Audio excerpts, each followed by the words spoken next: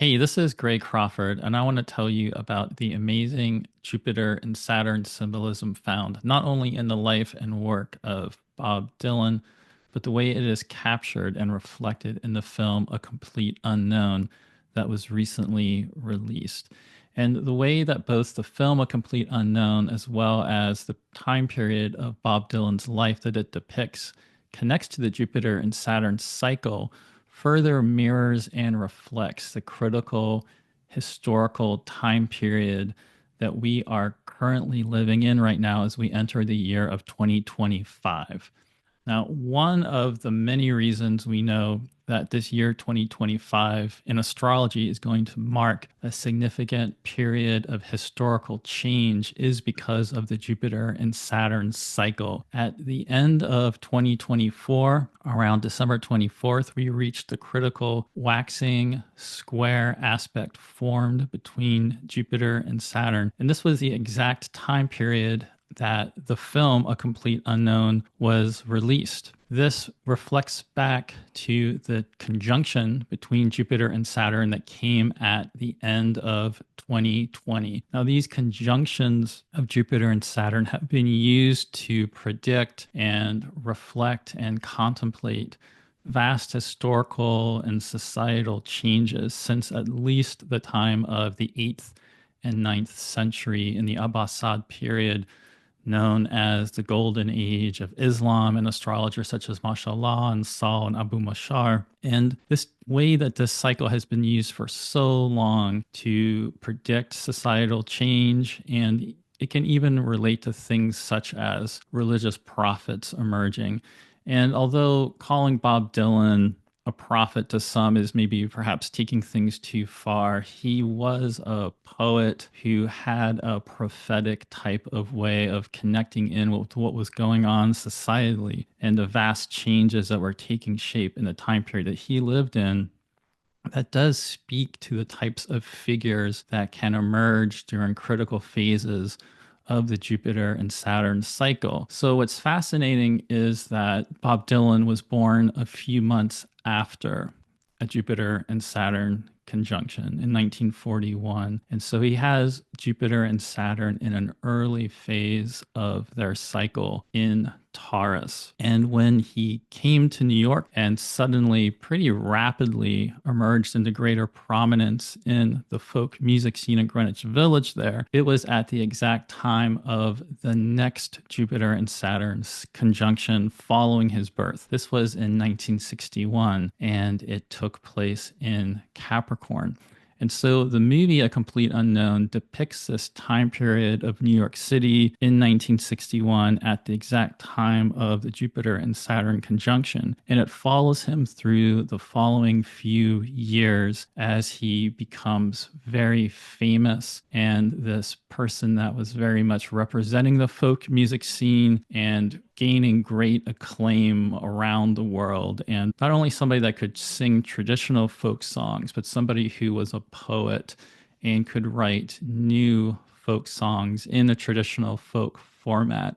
But then how he breaks with this style and he starts playing with an electric rock and roll band and how this was very disruptive to the folk music scene. And this is all happening as we get into the year 1965, which is the time period when the film ends. Now, what's fascinating about that is 1965 was the time of the waxing square of that same Jupiter and Saturn cycle.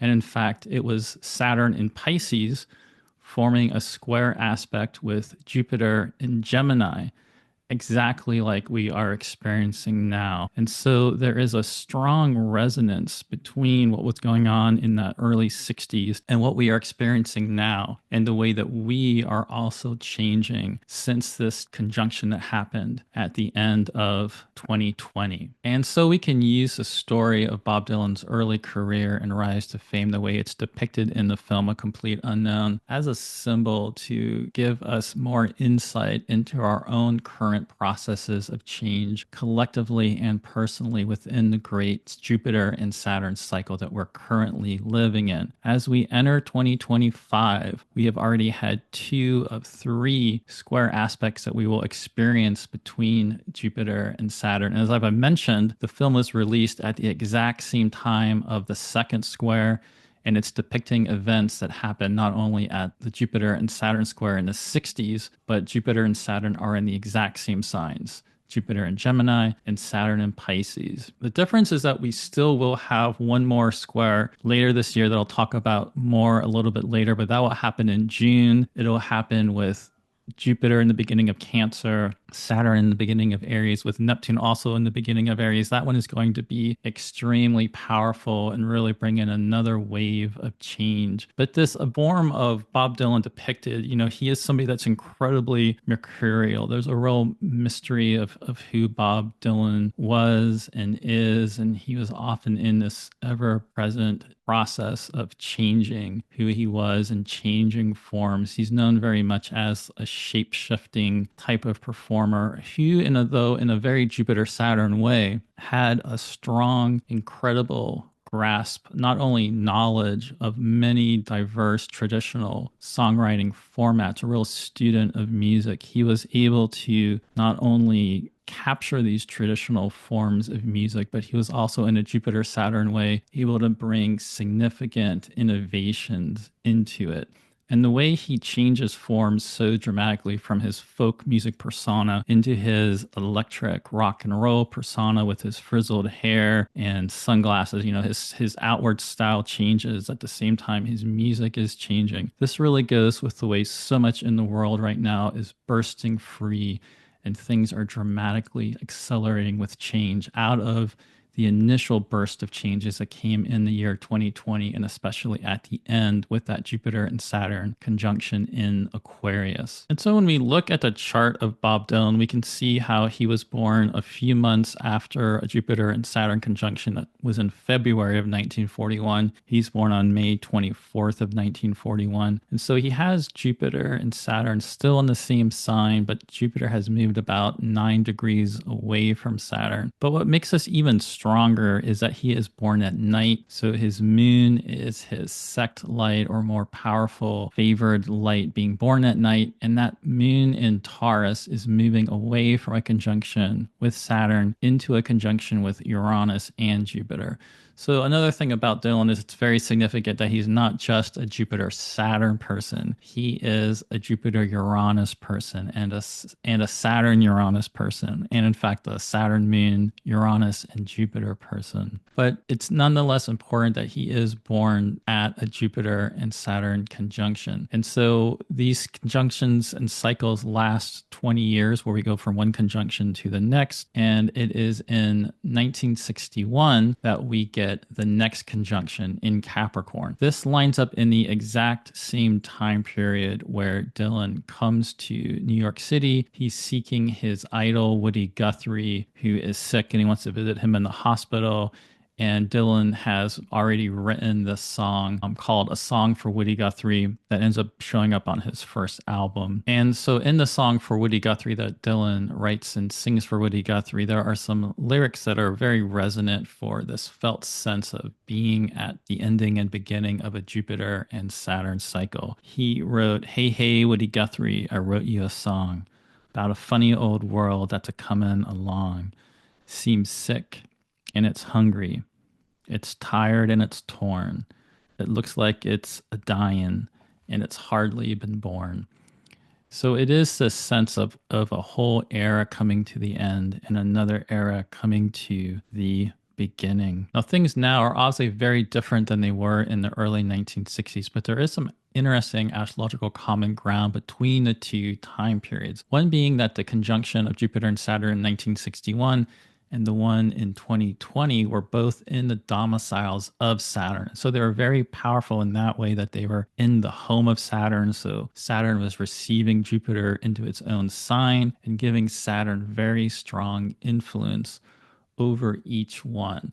Now, one of the reasons that's very significant with bringing in a lot of change is that Saturn, among other things, can go with looking to critique things and reduce things. It can be connected to the marginalized and the more massive people outside the centers of power, in the way the Saturn signs are opposite the Sun sign, who's sort of like the central authority. And of course, in the 1960s, we had huge waves of change and protests and civil unrest, really bringing in a lot of change. And we've had some shades of that already going on a bit in the 2020s, but it is something that I feel we can expect a lot more of to happen as we move into 2025 and 2026. And so there are some interesting parallels there in that way. But one of the major differences is that Capricorn, where the 1961 conjunction took place, is the Earth domicile of Saturn, and 2020 was Aquarius, the air domicile of Saturn. And in the larger way, these Jupiter and Saturn cycles capture not only 20-year periods of change, because they will form conjunctions in the same element for 2 centuries, they can also define 2 centuries of historical change that have a symbolism resonant with that element. So a major difference is that 1961 conjunction was in the Earth era of Jupiter and Saturn conjunctions. And that had already been going on for a while. It had started back in 1802. And among other things, that Earth era of Jupiter and Saturn conjunctions went with the Industrial Revolution expanding and accelerating and increased imperialism and colonialism and use of natural resources, things like fossil fuels, and these massive, terrifying world wars over land territory erupting, and to the point of nuclear bombs being developed and deployed by the United States in the Second World War. And so the Jupiter-Saturn conjunction in 1961 comes towards the end of this Earth era, with the atomic bombs and nuclear war already possible and a great fear. And in fact, the film depicts the Cuban Missile Crisis going on and how that impacted not only Dylan and songs he wrote, but you do get a sense of even the collective fear of a nuclear war breaking out at that time. And of course, among other things, all the imperialism and colonialism went with was enslaving people, and the incredible oppression and racism that was going on in the United States, and the fact that in this early 1960s period, there is a building civil rights movement. And the film also depicts that, and how Bob Dylan's songs ultimately also come to speak to this. And he participated in the Civil Rights March on to Washington, where Martin Luther King gave his I Have a Dream speech. And so this time period is very much critiquing in a Saturn way and protesting all these issues that go along with this Earth era. And so the thing that is different is now we are in an air era of time, and we are only beginning to barely make sense of this. There's a couple different ways to define these historical periods. One is just the true, when we're using the tropical zodiac, we have just the true location of where Jupiter and Saturn are. In that way, the first one ever was back in the early 80s in Libra, and then in 2000 it happened in Taurus, and then in 2020 it went into Aquarius and cemented us in this era for good. But you can also use a mean calculation, which is it's a mathematical way to calculate it that was used more traditionally. And you can look up articles by Benjamin Dykes about this online if you want to read more about it. But from that perspective, the Earth era was more 1802 to 2000, and we entered the air era in 2000. But whichever way you look at it, 2020 was definitely the one that has got us set firmly in this air era. And so that is one of the things that's different now.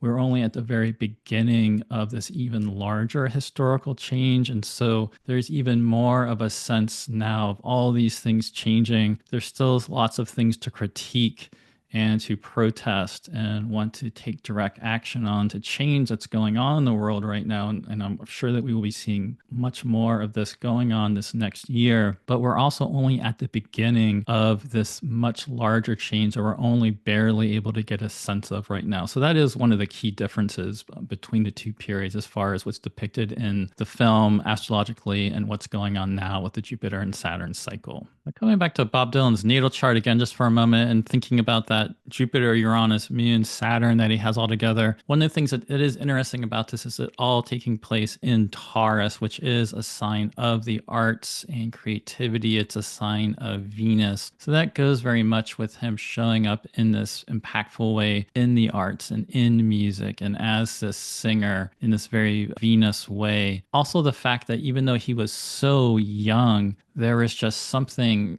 really strangely, oddly old about him in the Saturn way, not only the quality of his voice, but the way as this young, early 20s person showing up that just has not only this mastery of this traditional art form, but is really innovating. And whereas the other singers that were really known at that time were mostly covering old traditional folk songs, Dylan just starts showing up and writing his own traditional folk songs that also somehow are speaking to contemporary issues and what's going on in the times in this very Jupiter and Saturn way that's really speaking to this much larger collective feeling that people are sensing about the changes going on. It's one of the things that's just so powerful about his work. And it's very interesting that you can actually see that in his chart. And although he ultimately in the film shows how he does return back to rock and roll music and starts performing this more electric rock form of his songs, when he was younger, he had been into rock and he had been in some rock and roll bands. There's a 1985 interview, though, that I think is very interesting, in which he said that the thing about rock and roll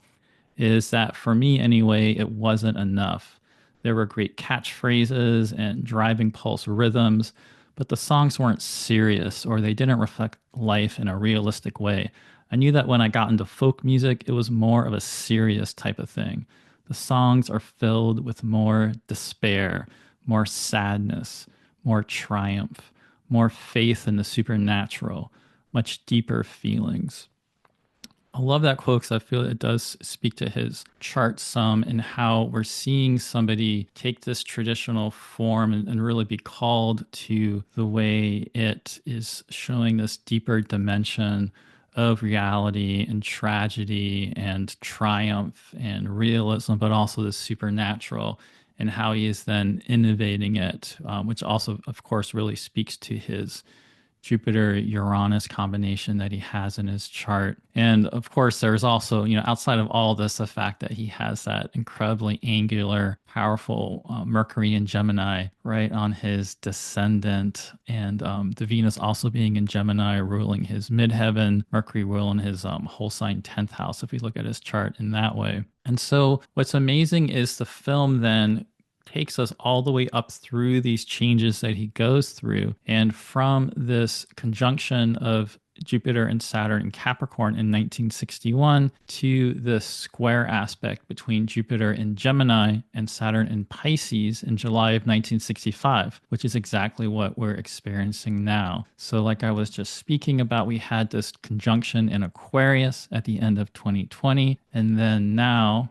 just recently in the past month on December 24th, 2024, we had our own Saturn in Pisces, Jupiter and Gemini waxing square. And again, these waxing squares reflect the change because just as Dylan emerges in the folk scene here in 1961 at the conjunction and then morphs into this more psychedelic, electric, poet rock star form of his artistry at the square aspect, we are now also from this inception of a new cycle and really, like I mentioned, a new era of this air element coming in here.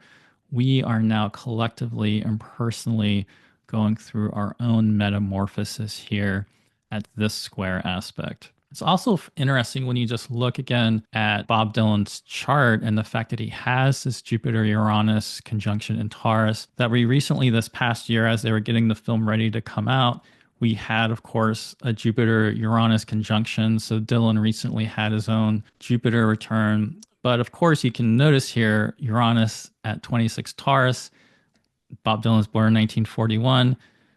Uranus has an 84-year cycle, right? So we know Bob Dylan is actually having his Uranus return as this film is released. And so while it definitely does speak to the Jupiter Saturn cycle, there's certainly a Uranian quality also. What I find additionally interesting is when this film was released publicly widely on December 25th, we not only were at that exact Jupiter and Saturn square, but they were configured almost exactly to Dylan's Venus, with Jupiter in Gemini transiting his Venus in Gemini and Saturn and Pisces forming a square aspect to his Venus and Gemini. And again, that Venus is really important because his midheaven is in Libra, and Venus is just within 5 degrees of forming a trine aspect to that midheaven. So that Venus is all about his art, and the way he is such a mysterious figure with not only his art but also relationally is one of the things that's very strongly depicted in the film, even though it's not historically accurate with everything that happens there. They still do a good job of sort of creating, the film sort of creates its own mythic version of his life that still depicts how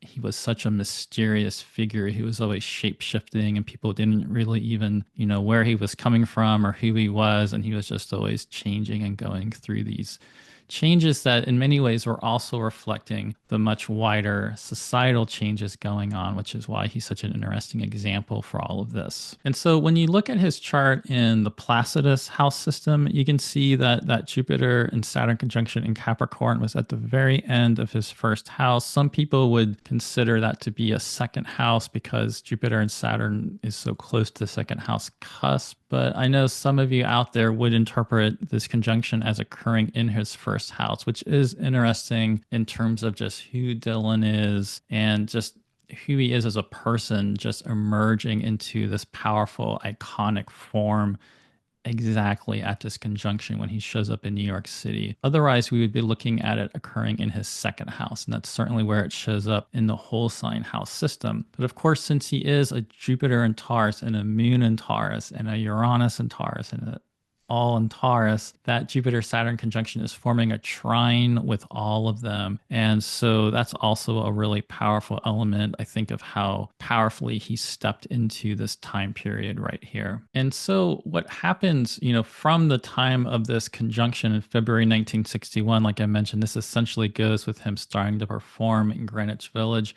He does not rise to fame as quickly as is shown in the movie, but it really was a remarkably sudden rise to fame and ability to get this really unprecedented record contract also, especially not only for a folk music performer, but somebody so young and not really tested yet in terms of having a lot of experience. He gets signed very quickly to a record label. So it's as soon as March of 1962, basically 1 year later, that his first album is coming out. And so in between this time period from them being together in Capricorn, which again, if you think back to 2020, they were ending their cycle in Capricorn. And so it does reflect that into the period we more recently lived through when they started separating away from each other and they were both in Aquarius. That's a part of the cycle that Dylan releases his first album. And between then and that first conjunction, he had already officially changed his name. And when we get to this point, he's already starting to shift more into being able to write songs that reflect the societal changes going on in the world. But this first initial album is more of him covering songs and less of the, showcasing his own songwriting forms, which comes in as Jupiter starts moving then through Pisces and into Aries. And so then as we get into 1963 and the Free Will and Bob Dylan album comes out with him on the cover, we then start getting this period where his own songwriting is really being showcased. And at that point, we have Jupiter in Aries with Saturn in Aquarius, which was like the period we lived through a little while ago. This is also the period where he starts getting more involved with Joan Baez. And then he's showing up at these huge civil rights protests, marching on Washington, D.C., with Martin Luther King giving the I Have a Dream speech, and all this waves of change that are starting to come through even more and more in the 60s with that waxing sense of, Jupiter and Aries now moving through this sextile with Saturn and Aquarius, and they're starting to make more contact in that way. And and generate something going forward. This is more similar to what we had in the last couple of years with Saturn in Pisces and Jupiter in Taurus.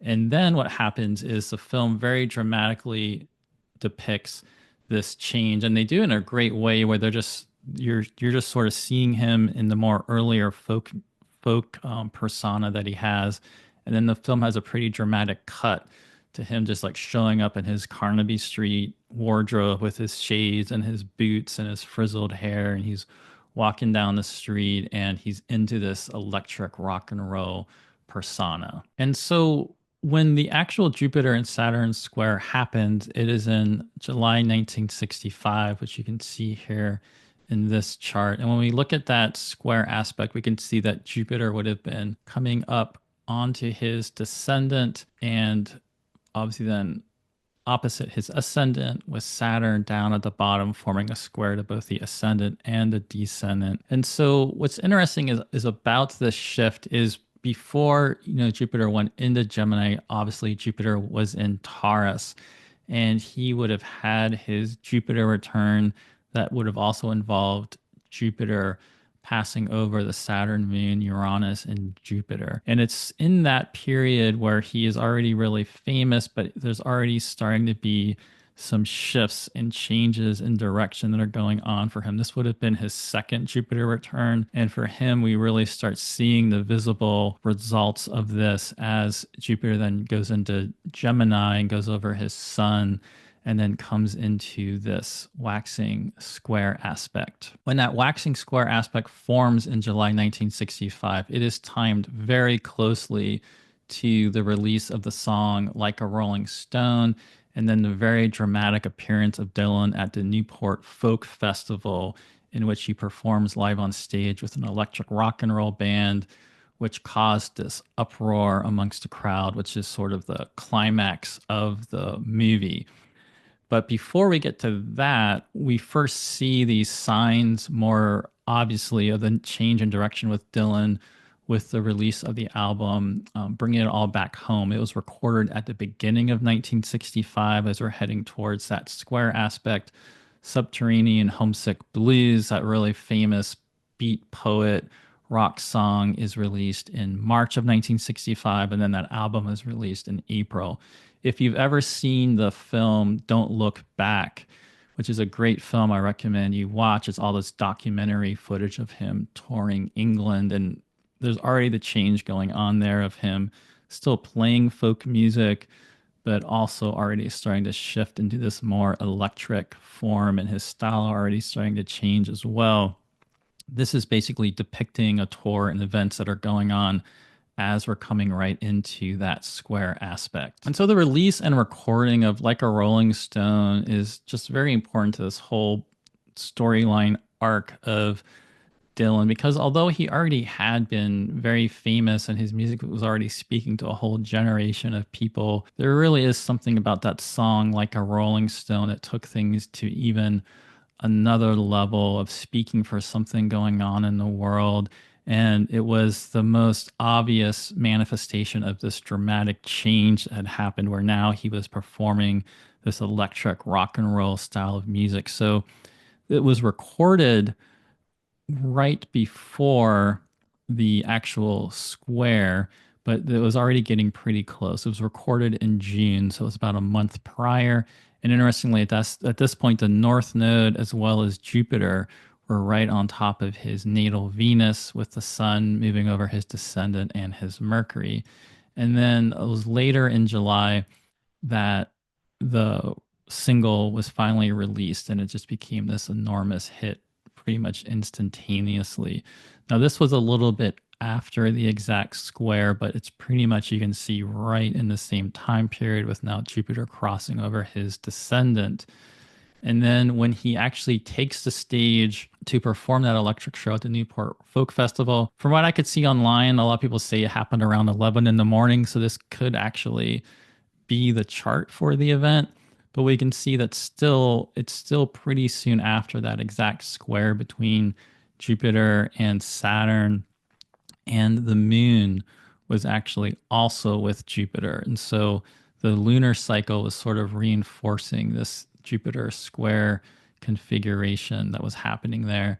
And we can see how that moon and Jupiter are right on his descendant and right on top of his Mercury. So this performance, and it's often said that people were booing him, and they depict it very dramatically in the film. They kind of added some things in the film that didn't exactly happen, but it does capture the sense of how disruptive this was and how he was completely breaking with this folk community and really declaring his independence in this whole new creative direction that he would be pursuing. The quality of that is exactly what we are dealing with right now as we enter 2025.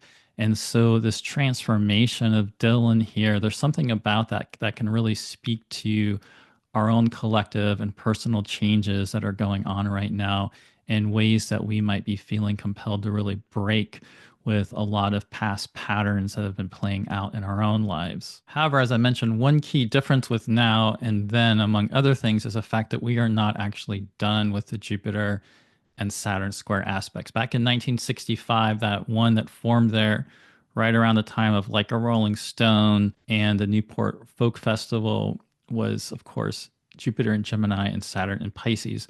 But Saturn ended up stationing retrograde in Pisces as Jupiter went into Cancer, and they never formed another exact square, although they did get fairly close again while they were still in Gemini and Pisces. The difference is this time around, Saturn will go into Aries before Jupiter goes into Cancer. And so we will end up with a square aspect between Jupiter and Cancer and Saturn in Aries in June. And this did not happen in the 60s. There was actually only a very brief period in 1967 that Jupiter was in Cancer and Saturn was in Aries, but Jupiter was at the end of Cancer and Saturn was in the beginning of Aries, and they weren't in a major aspect like they're going to be this year. And even more importantly, when this happens, Jupiter will be very close to zero Cancer, Saturn will be pretty close to zero Aries, also with Neptune. This is Jupiter, Saturn, Neptune coming together on the world axis of these cardinal points that bring things into manifestation with this great surge of energy. And so it's why we can feel there's so much more coming through that's going to be this really breakthrough quality of change and freedom. And so this way that Dylan so dramatically changes and ruptures himself from this past that he had been embedded in is one of the reasons why I think it serves really well as some symbolism of what we all might be experiencing this next year. And so, as I was just saying, here is a chart just showing that square aspect on June 15th with Jupiter between 1 and 2 degrees of Cancer and Saturn between 1 or 2 degrees of Aries. It's just going to be so incredibly powerful. Now, when we look back at the life of Dylan and what happened following what the movie depicts, he had one more electric rock album released, which is the epic Blonde on Blonde album. And so that did come out in June of 1966, a year later, with Jupiter in Cancer. And you can see Saturn here at the very end of Pisces. But what happens is before Saturn went into Aries that time, Saturn stationed retrograde at that final degree of Pisces. And what's pretty incredible is that next month in July is when there was this legendary motorcycle accident that Dylan had that completely changed his life. He didn't perform again publicly for like 8 years. And when he ultimately shows up again in public and starts releasing music again, he has taken on another completely different identity.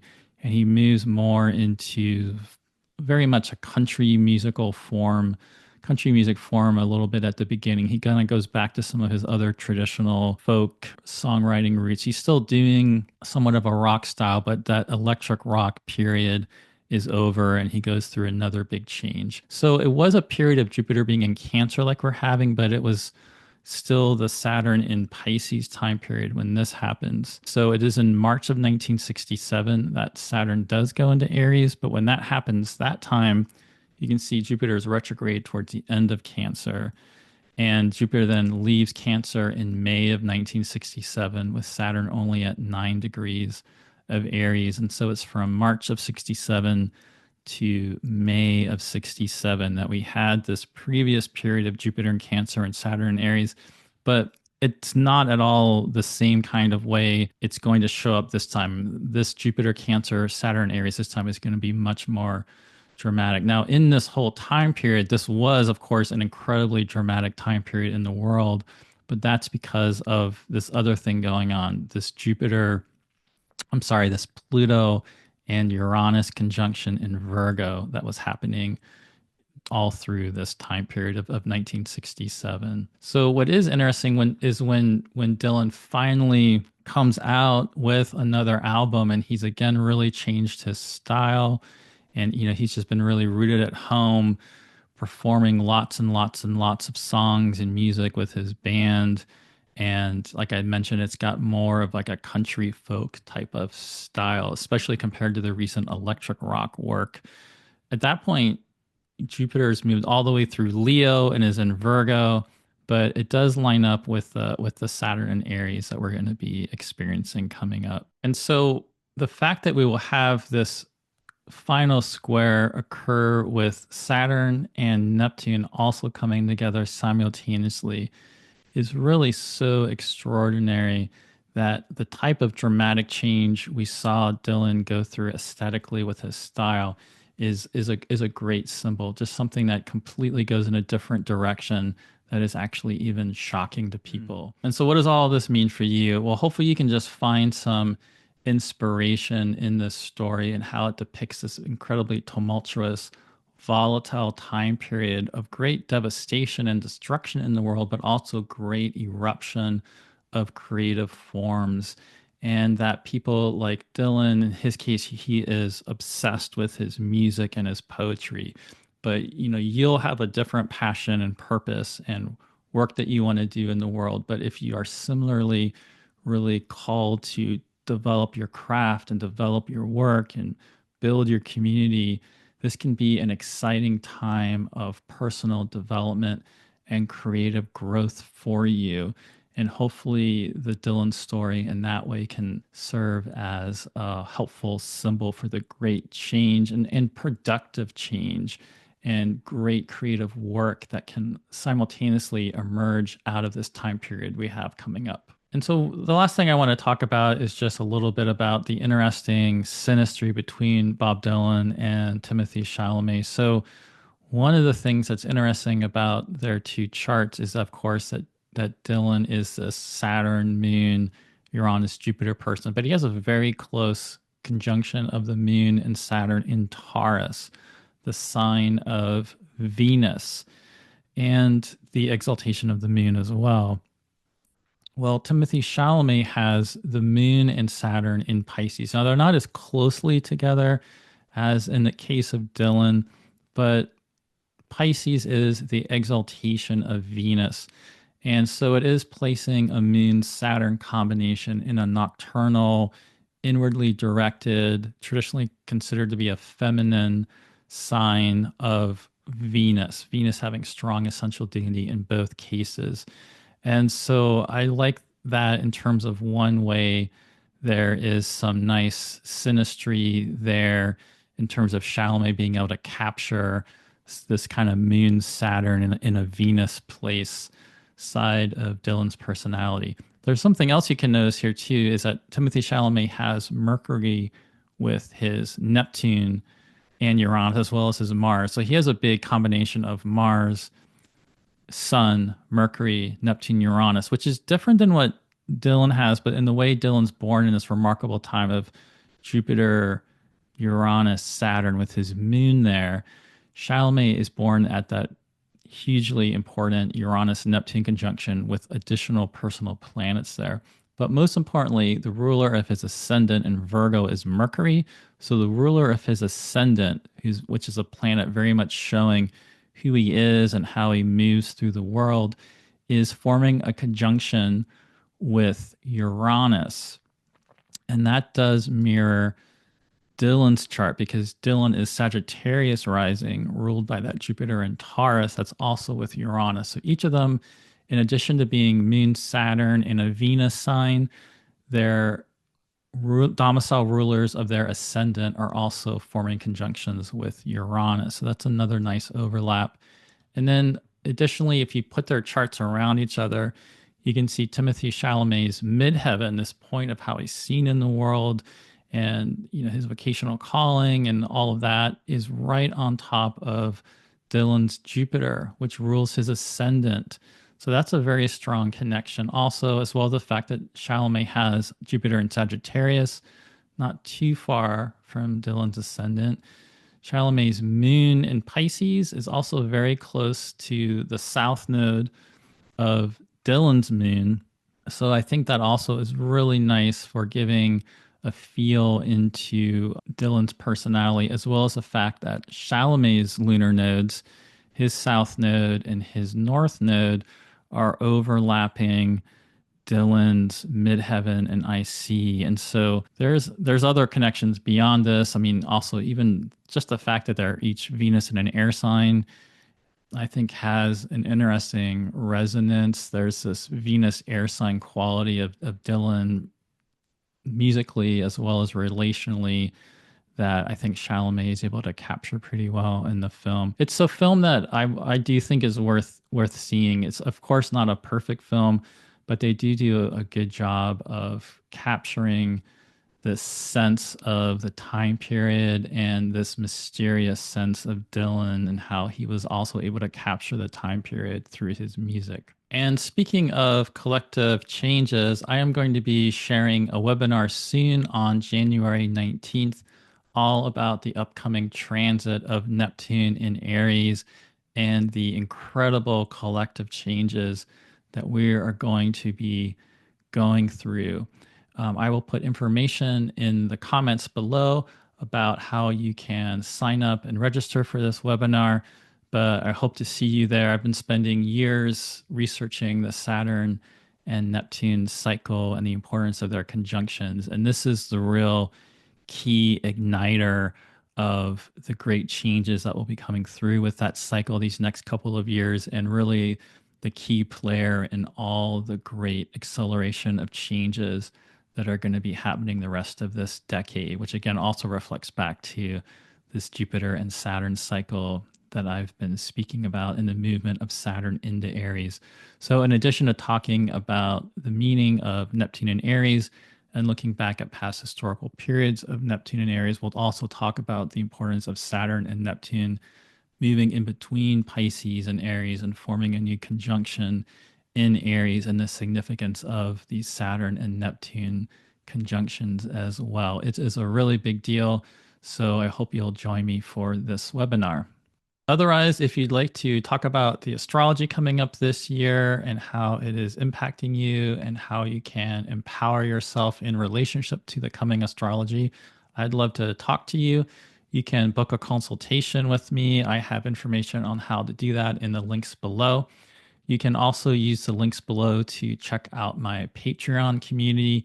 There is lots of information I share there that I don't share publicly otherwise, as well as a couple of different tiers in which we have monthly meetings. One is more of an informal gathering in which we talk about transits, and I will do a little bit of teaching and share some extra research that I do during those meetings. And then there is another tier where it's more of a focused learning community. And on that tier, we have been studying the fixed stars and talking about a different fixed star each month. So you can read more about that on my Patreon. Thank you for watching, and I hope you've enjoyed this exploration of Bob Dylan's life and the movie A Complete Unknown, and that you find some inspiration from all of it to pursue the creative direction that is most exciting for you in 2025.